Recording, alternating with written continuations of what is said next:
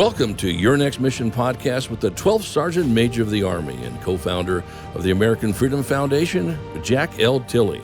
Proudly presented by Cavalry Agency, Navy Federal Credit Union, Purdue University Global, and Veterans United Home Loans.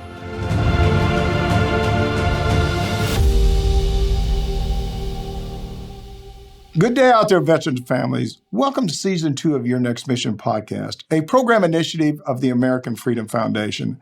I'm Jack L. Tilley, 12th Sergeant Major of the Army. I always love saying that, and your host. We have a great show for you today. In fact, we have a wonderful show for you today. But before we get started, if you're watching this on YouTube, please like us and hit that subscribe button on the bottom there. And for the next 20 subscribers, we'll have a special Your Next Mission shirt for you. So please make a comment in the section below there. We're going to focus on the military family today. Now, before we get started, I want to thank our presenting sponsors: Cavalry Agency, Navy Federal Credit Union, Purdue University Global, and Veterans United Home Loans.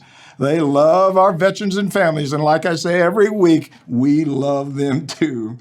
As I mentioned, today's theme is about the military family, and I'm so excited to introduce Tim Nye, Executive Director of Armed Services YMCA from San Diego and United States Marine Corps veteran. So good to have you on the show. Tim, how you doing? Sergeant Major, it's great to be here. Real excited. Yeah. I'm always excited to talk to somebody. They maybe talk by myself every once in a while. So, I'm sure the audience is excited to hear really all the stuff you're going to say here. But before we do that, can you tell us a little bit about yourself? Yeah, so I am a San Diego native, and I come from a family of a long tradition of military service, all the way back to Normandy. As I was talking to you earlier, my father was a CW-4, United States Marine Corps. My son is overseas in the tip of the spear right now, flying 60s and hunting some submarines maybe. And my nephew is in nuclear power school, United States Navy. So real excited to carry on the tradition. There you go. You told me before you stayed in the Marine Corps 8 years.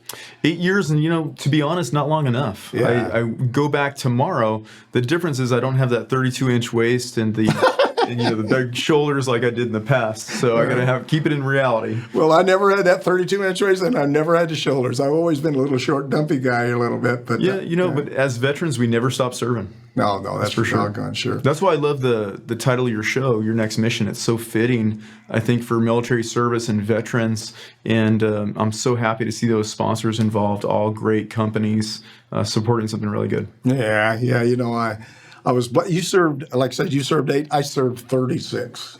So I guess sometimes people say I was a slow learner or something like that, but I loved every day I had it. I used to joke and say every day in the Marine Corps is 2 days of civilian life. How I'm feeling inside, because I may look like I'm athletic and feeling okay, and on the inside I wake up with the pains of the military service for sure. Yeah.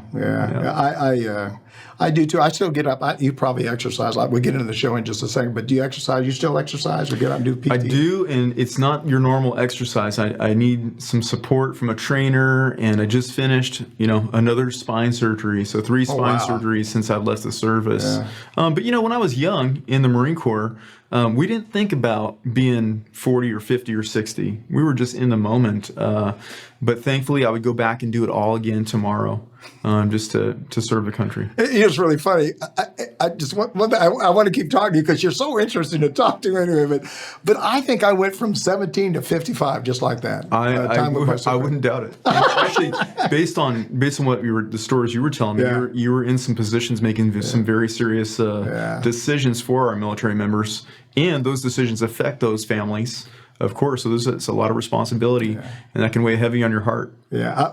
One quick thing: I was overran once, 20 wounded and 7 killed. So I just a lot of sacrifice for our veterans and families. That's why what you guys do is certainly so important to me. Can you tell us a little about the 101-year history of the Armed Services YMCA, especially in San Diego? I will. And before I go there, what I want to tell you is I used to say that the Armed Services YMCA is my second best job, first being a sergeant in the Marine Corps. Yeah. And lately, I'm starting to feel that it's my number one job. Yeah. And that doesn't dismiss the military and the Marine Corps service, but it's so important. It's a way I get to carry on my service to the nation, is to be a part of the Armed Services YMCA, for sure. Well, the thing about it, guys like me and you want to continue to give back because the military, no matter if they took the uniform off, you're still serving. You'll continue to serve, and I just love the military. I'm an Army guy. You're a Marine, but we're still brothers in arms. And, 100%. Absolutely. Yeah. So back to the Armed Services Y, 101 years. We started in 1861 on the national level, which is really neat because Abraham Lincoln was our first donor. Oh, my goodness. I didn't know that. Yeah, so on both sides of the Civil War, coffee, prayers, writing, reading letters, wound care, Bible study, with the prayers and such. And so Abraham Lincoln felt inspired and left a gift with the traditional regular Y, which is how we're connected, but we're not connected locally. Yeah. So there's 12 branches across the nation, run today by retired Vice Admiral Bill French. Yeah. Our COO is Admiral Charlie Williams. Fantastic organization, and they got a Marine out here in San Diego. I just say I'm the knucklehead sergeant that guards the budget. So it's my privilege to be a part of the organization. I'm deeply humbled every day to go into work, and I just can't wait to get there. I can't wait for Monday mornings and sometimes Saturdays and Sundays just to innovate, be creative about ways we're going to support the military family beyond the normal course of a program. We're always improvising and getting better at what we do, for sure. As you're talking right there, I'm thinking about, you probably had a lot of accomplishments here, and you probably did a lot of stuff. Can you tell me, is there anything that sticks out, something that you did for a military family that you said, man, this is a great, not patting yourself on the back, but something you did that just makes you feel good? Well, going back to the pat yourself, with our backgrounds, we never pat ourselves on the back. We do it once a year at our annual awards dinner, and I literally tell everybody there, this is going to be our 5 minutes to say good job, and then we're back at it, back to work, because it is about those military families, putting them first. We say this, the military member enlists, the whole family serves. Yeah. And everybody knows this, you know this very well, that it's the family together as one unit, often apart for 8 months at a time and sometimes longer. I think you were saying 1 year for some of our Army folks out there. That's so challenging on these families. Some of the things I'll share, those special moments, is for me, watching the community come together. Yeah. And, we talk about donors and volunteers, but to me, they're almost like part of our family. Yeah. Because if it wasn't for those folks, we wouldn't be able to do any of the programs and services. But case in point, we've had moments where we had a military mom come in, husband was deployed, and her daughter had brain surgery at the Navy Medical Center, San Diego. Oh, my God. Yeah. The physician recommended a new mattress. So mom sold queen-size mattress to buy a twin. She bought a used twin that had mold inside of it. Oh, no. The reason she was trying to sell a larger for a smaller so she can get some food money. And we picked up the phone. We called Jerome's Furniture, and in a moment's notice, they said, we've got this. And it wasn't one mattress. They sent mattresses for the whole family, linens, and more. And on top of that, we provided some funds to help them make it through the month for food and such. And it was so amazing because she had a son who had autism and he needed a bike to get to school. And at that very moment, a donor walks through the door and says, I've got a brand new bike in my car. Can you guys use it? Yeah. There's mom. Bike went to the son. And it's just, these are some of the situations. I call it the gray area. It's where the military stops and the nonprofit starts, where we can be a little more nimble with some of the ways to serve these military members. Yeah, I really believe in fate. I think things happen for a reason, and helping people is really our charter for a lot of us, and especially you, and especially me. I love helping people. I know the main goal of Armed Services YMCA is to strengthen our military family. Can you elaborate, a little bit more on that and discuss the ways that you're going about that? For sure, and to me, it's more than a slogan; it's a brand promise, and you got to walk the talk. And so all of our programs and services need to be more than what they look like on a website. They have to really engage with the family and elevate them every step of the way. So one of the ways in which we're doing that is our After School Achievement Academy. And so I want you to think of it as not as after school care, which is somehow, we address it sometimes in that nature. The truth is, when we have these amazing kids attend our programs, it's our job to move them above and beyond where they are. Inspiration, character building, and also help them with that schoolwork to really encourage confidence and support the family unit, because I was a single father. When that homework's going to be done for that family and they come home, it's a lot less stress on that family unit. They can focus on their time and conversations at the dinner table as opposed to worrying about Common Core math and that sort of thing. I needed you when I was growing up. My mom would say, go do it. No, anyway, I don't know. Hey, how does resilience play in the roles and lives of our military families? It's such a good question. With your experience, you know all about resiliency, and it's not just a buzzword. It's often put out there, but resiliency is so important, especially with the longer deployments. And what matters to these families is connection. And that some of these military spouses won't even share some of the drama or issues they're having with their spouse that's forward deployed because they don't want to stress them out. No. So resiliency is a huge factor for the families, and it's something that we focus on in the Armed Services Y.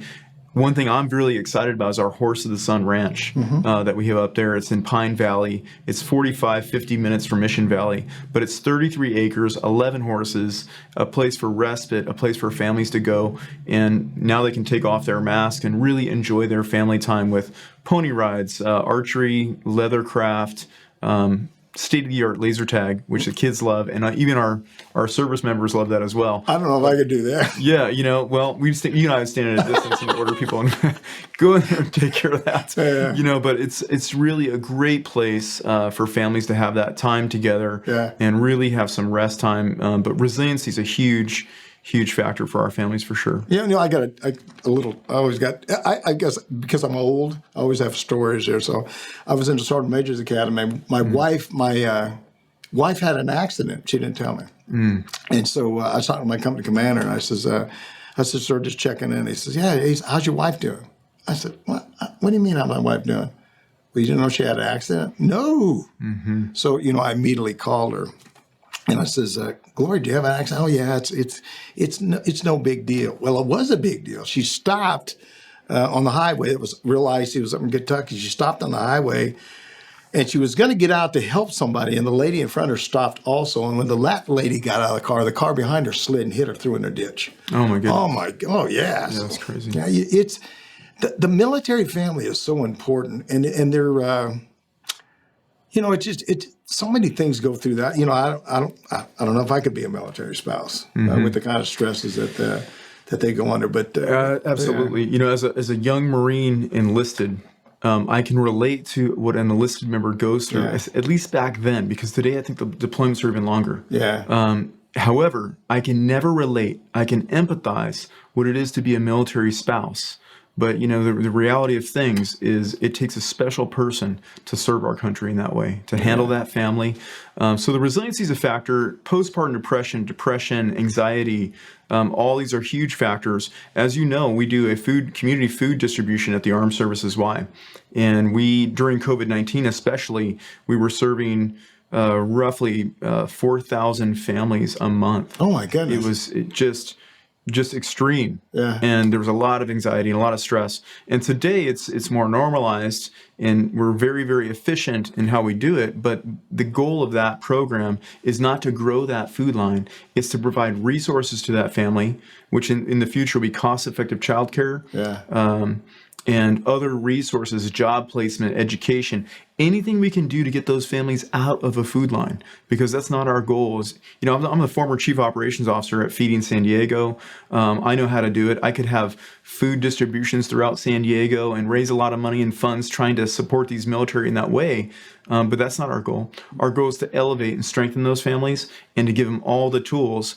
And by the way, that also means working with natural partners with like Navy Marine Corps Relief, Words Alive, STEP, Support the Enlisted Project, any organization that we can partner with that'll help be natural partners and help elevate those families. Yeah, you made me think of a couple things there. One is that one of the things I always heard, especially when I was on active, there's a lot of service member on food stamps, and I can never get a number about people on food stamps. The other thing is and maybe it's a little bit different now. I think I live month to month, and I think now a lot of younger people. Not saying I'm old here. A lot of younger people, I think, overspend their money too much, or they spend too much money. They don't know how to balance their money. It's so interesting. I'm so happy you brought this up, because often we talk about community food distributions. And then we can go to a funder and raise dollars to do that. And you have to look, if you're in the nonprofit sector and you're serious about your mission, you have to look at root cause analysis. Yeah. Like I said, I could do food distribution all over San Diego. Root cause analysis, you have to find out why is the family, nobody wakes up on Thursday morning and says, I can't wait to go get in a food line today. Yeah. Right? And they're not excited about it. Now, when you do it, you should do distribution with dignity. So we have music, we don't have the families waiting, we have a registration process. And so they're not waiting for hours. They're there for 10 minutes before they get through, but there's other resources and tools available to them. But going back to root cause analysis is financial literacy, right? Yeah. Education, employment, cost-effective childcare, and believe it or not, cooking classes. Many families might go to McDonald's, and not to throw McDonald's under the bus, any more fast food can be quite costly. It seems convenient, but by the time you go through, it's very expensive. It's not nutritious for the most part, so at least the choices might not be. So those families, if you can educate a family and give them all the tools, because you and I both know that we have a lot of families getting married at a young age and having children, more children, and that's no judgment. That's just a fact of life. They're in expensive San Diego. It's expensive to live here. And in some cases, they might buy a very expensive vehicle to go with it. And so there is a part of making sure the families have financial literacy and all those other tools available to them. We have so many amazing corporate donors. And when I go to those donors and I talk about the resiliency of a military spouse, and transitioning service members, they're excited, especially about the military spouse. I think the military spouse is sometimes forgotten and sometimes not spoken about enough. But talk about a talented, skilled, resilient, strong individual. It's a military spouse. As a matter of fact, I don't know the full story, but there's a story of a long time ago when an angel is making human beings. And he makes this one very special human being that God ordered. And as he's making this special human being, he has to take all the love and emotions and strength and resiliency and all these things and pack it into one human being. The angel thought it was impossible. And at the very end of making this beautiful human being, they notice a tear. And the woman says, "That's a miracle. How did you get a tear there?" And he says, "I didn't put it there." And he said, "It's a military spouse." Oh! Yeah, and I got to tell you, it was a tearjerker for me. Yeah. I'm not telling. It was made me cry when you say that. I'm not even telling the story correctly, but I'll say that that really resonated for me. Watching these military spouses every day. That's why I can say now, as we have this conversation between you and I can declare that my number one job in my life has been working for the Armed Services. Why? Because I get a chance to support military spouses. Well, you make a difference. For sure. And you can see the difference that you make. I got one more question before we say a couple other things here real quick. I always used to wonder, there's a lot of people that come in the military now that already have 3 or 4 kids. And they come in and they're, I guess a private or in the Army, a corporal or a private in the Marine Corps. Do you see a lot of that where they have 3 or 4 kids and they're junior enlisted? I do. We see some of this, with larger families and such. And I do know that it's extremely challenging to find, especially now with COVID-19, to find new recruits. And, I read an article that said that only 20% of high school graduates actually qualify for military service based on test scores. It's a lot more advanced than what I went through to finish all the schooling and such.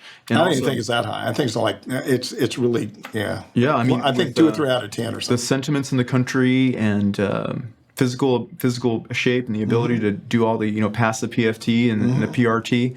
So I think it's extremely challenging to find qualified candidates. I do know that one of the most important things I've ever done is raise my right hand and take an oath to the country. Yeah. And it's a special moment. My dad actually was the one who enlisted me into the service. Wow. Which is fantastic, but a great memory.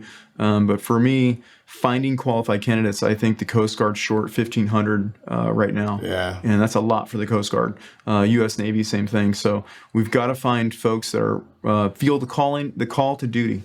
The call to serve the country. And, in some cases, they have larger families. I know the military is doing the best they can. One of the senior officials told me, he says, "Tim, our budget is for bandages and bullets." And I understand that. And they also understand the importance of the military family. And that's why you have so many wonderful nonprofits out there stepping up and standing by their sides to support them.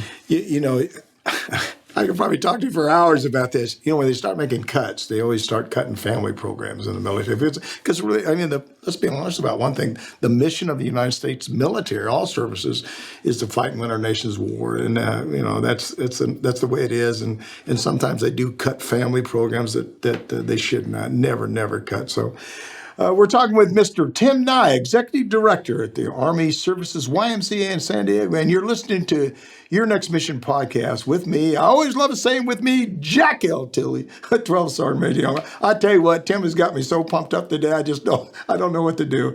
And don't forget, if you're enjoying this, if you're not enjoying this, something's wrong with you. But please like us and click on that subscribe button below. Tim, to continue on our discussion, education plays a key role in just about everything that we do, and especially in Armed Services YMCA. And I know it holds a special place in your heart. Can you tell me a little bit about that? Yes. So, as a young child, let's just start off. I wasn't popular. I didn't have nice clothing. My parents went through a very difficult divorce, and my mom passed away actually at a young age. And imagine not being the popular kid and your mom passes away.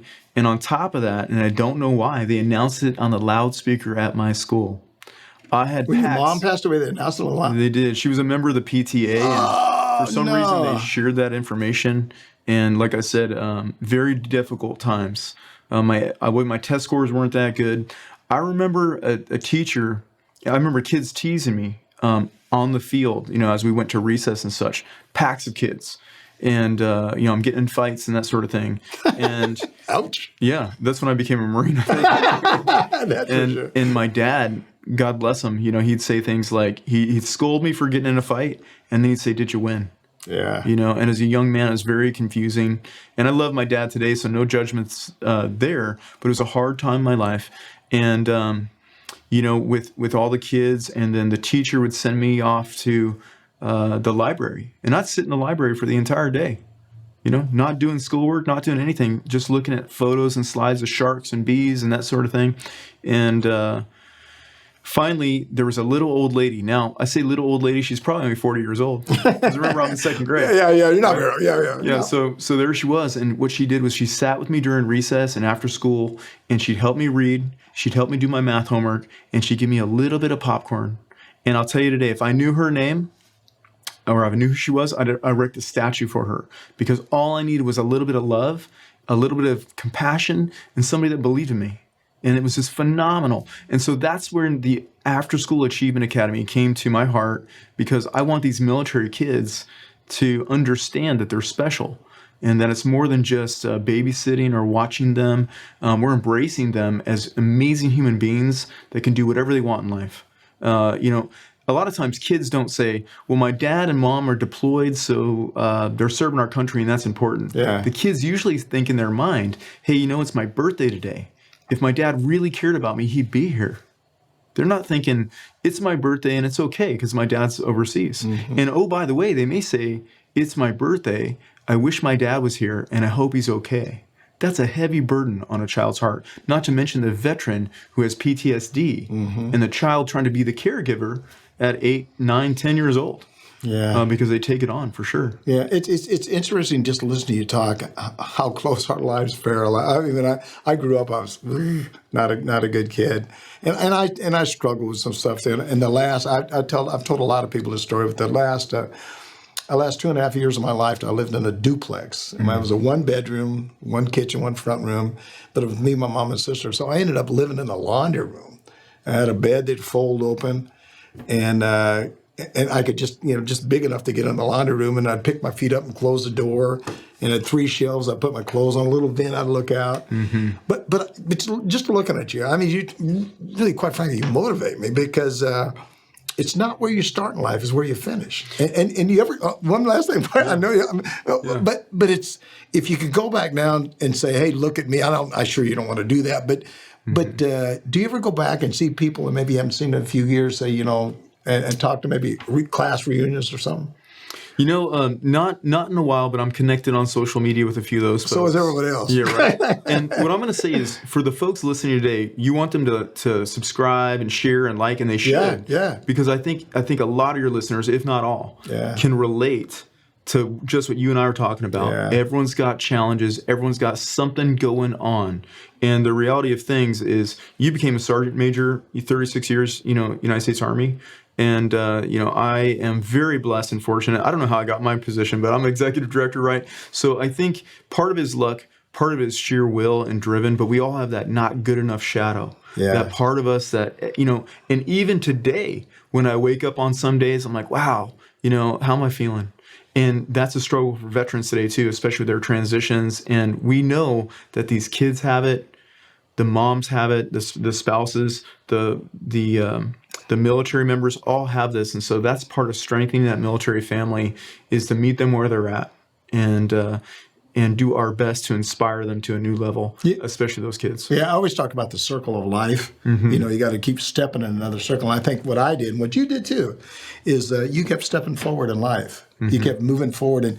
And I'm sure, just based on listening to you talk here, that you never accepted no for the answer. You just say, I can't just keep moving. When I can't believe the story. My dad told me when he went out for when he went to Force Recon, they told me he didn't make it and he kept running. Yeah. And I remember that story. When I went for Alpha Company 3rd Recon in-dock screening, they ordered me in the truck. I was the third guy back. They said they're taking the front two. I kept going. They said it's an order, get in the truck. I kept going. They took me. Right. And so I remember that story, but there is a part of forward momentum. But as you say that, I also think of how many times I've moved forward 3 steps and taken 1 step back. That's okay. And fallen, and how many people think that success is a this curve. Yeah. And it's omnidirectional. It's filled like this, with up and pain down. and stumbling and all those wonderful things. Yeah. That they're all the life lessons that we learn, right? But again, I keep all of that in mind as we move forward with our programs. And fortunately, I'm not a one-man show. A good friend of ours, Drew Schlossberg,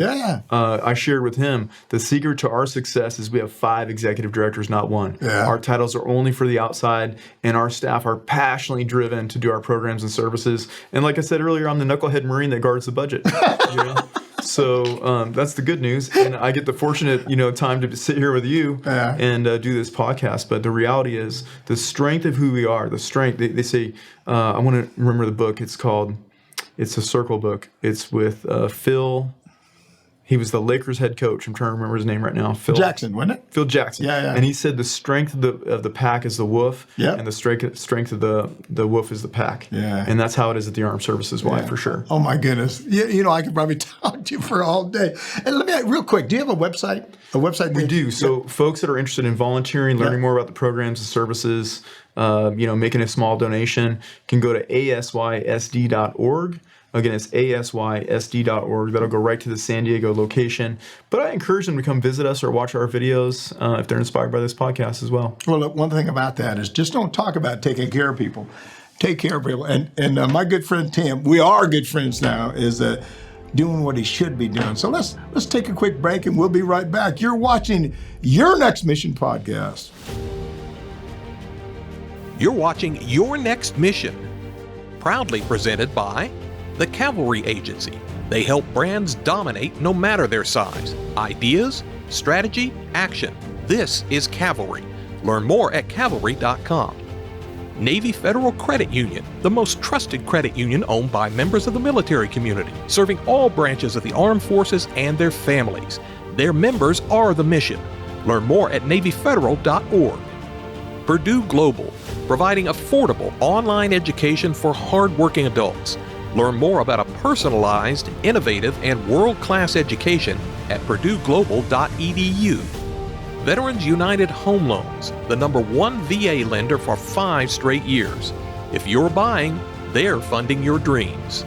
Learn more at veteransunited.com. Now back to your host, the 12th Sergeant Major of the Army, Jack L. Tilley.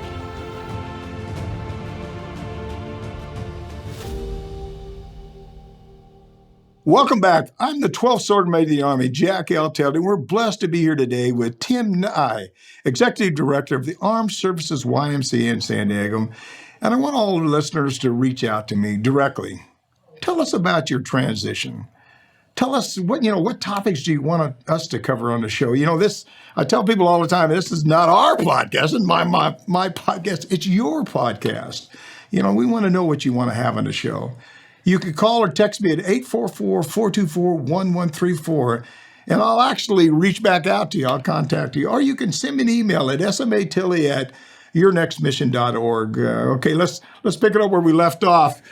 Tim, we're heading into our final segment with you today. And first of all, I want to say right up front here, I've had a great time just talking to you. And I really hope you've enjoyed it too. Just a couple of more questions there. There are some great things on the horizon for the Armed Services YMCA. Can you talk about all the new programs that you have? I can, actually. So one thing that happened in December of 2019, I mentioned a little earlier, was the donation of the Horse of the Sun Ranch. And that ranch was serving military veterans, and now we've really made it a ranch for all.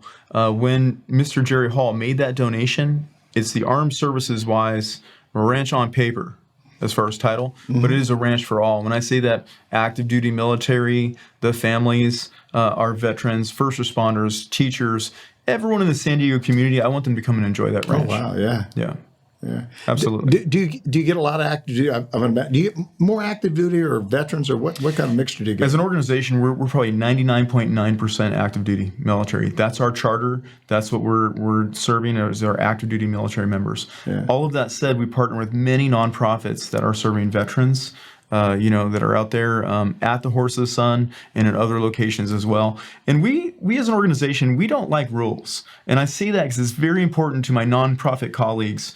Oftentimes we get focused or too laser focused on, we can serve someone if they're an E6 and below, or we can serve someone with this parameter. When someone shows up on your doorstep and they're in a place of need, we're going to take care of them, no matter what the situation is. So your goal is E6 and below? Is that what you're? No, there's. I'm just emphasizing. There's sometimes that we make rules as a nonprofit, and when someone shows up, we got to take care of them. I got it. You don't know the backstory for someone, or the situation per se. But it's important that we just take care of. I always say, pretend as if the donor is watching. Now, fortunately, we don't have to do that because we already know the right answer. Mm-hmm. Someone shows up. It's a humble thing to show up. When someone's in need. The other really neat thing that I'm motivated and super excited about, and I get calls for job offers all the time, and I don't take them. And I'll tell you why. Because I'm going to finish what I started. And right now we're working on a capital campaign to take our location from 5,400 square feet upwards of 15,000 square feet. But that's just a building. That's just a facility. You're a sergeant major. Buildings aren't important. It's the people. Absolutely. And we're going to expand our programs and services exponentially to carry out our mission even farther. Yeah. And that's really exciting for me. I'm going to brag a little bit here. Hope you don't mind, but if you do mind, you got to listen. I got a text today from a guy I met in 1985.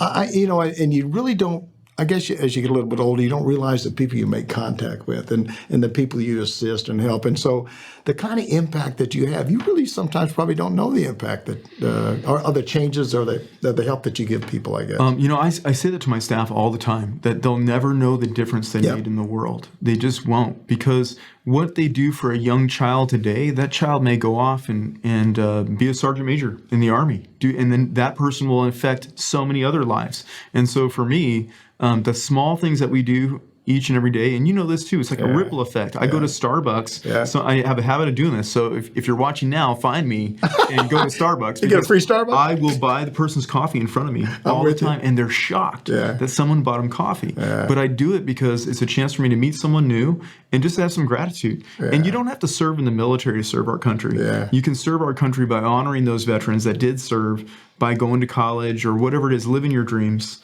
and being a good American. I got to tell you, I'm hovering in my chair. I don't know if you can see it. I don't know if you can see it or not. I am so pumped. We spoke in preparation for the show about the show and transition. Can you tell me about your transition out of the military? I remember it like yesterday. And the thing is, was it a nightmare? It was a nightmare. I was a First Force Recon Marine. I was a single father, not with full custody yet. Yeah. And, I was so confident. I said, hey, sure, no problem. I'm going to get out of the Marine Corps and it'll be fine. And so I got a small severance. I got out, and within no time, I was sleeping on my neighbor's floor for about 6 months. And during that 6 months, I had full custody of my young son, Elias, who now, as I said, is a Navy pilot. and he was in a sleeping bag. And it was a massive struggle. I had a retail job, college full-time, drop out of college, working full-time, such a struggle. And that's why I say that success is not a straight line. It's, for me anyways, it was very jagged, but all the jaggedness of that and all the resiliency made life sweet. Yeah. It makes life sweet. Yeah. Again, I can relate to so many things that you said. It just, if you don't realize if you don't realize life isn't perfect, and you just sort of take the good with the bad. The other thing is, I think you just gotta put your head down and move forward. True. It's about pulling up your bootstraps and getting on with things. And what I'll say to my veterans and service members today is a couple things. One is there's so many programs and services now. Pay attention.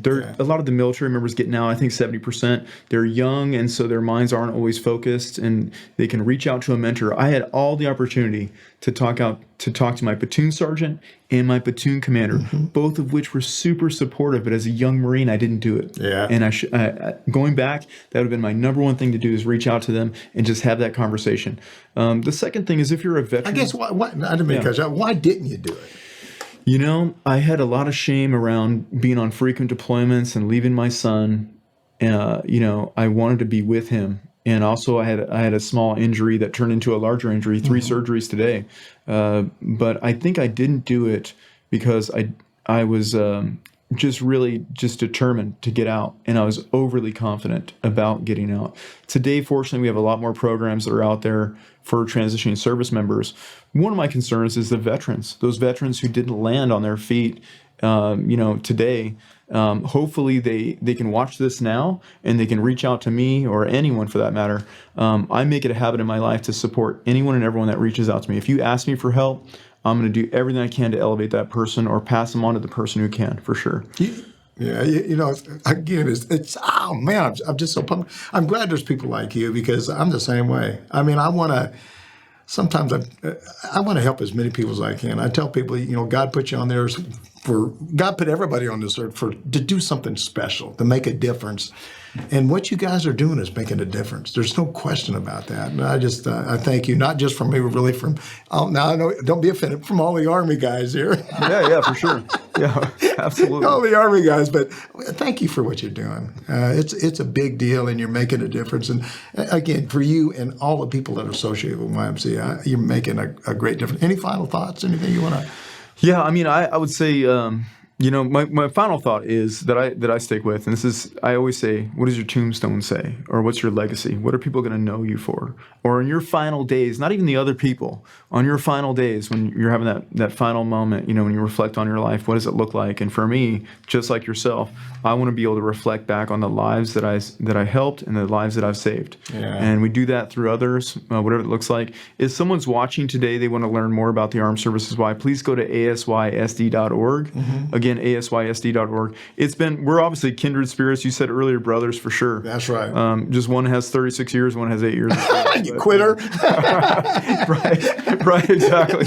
So I'm really happy to be here, and thanks very much for having us. Oh, golly, I just am so pumped up from talking to you, and I can't thank you enough for coming on the show. It's so uplifting to run into somebody that hopefully I could be like, to tell you the truth. I mean, I hope that I present myself in the same way that you have today, because you're such a great role model for a lot of people.